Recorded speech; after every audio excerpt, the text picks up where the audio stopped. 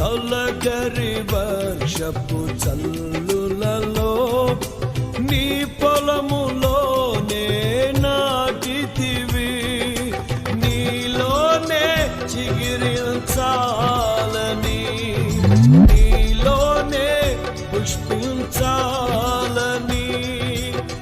పరిశుద్ధాత్మ వర్షముతో సిద్ధపరచుచున్నా.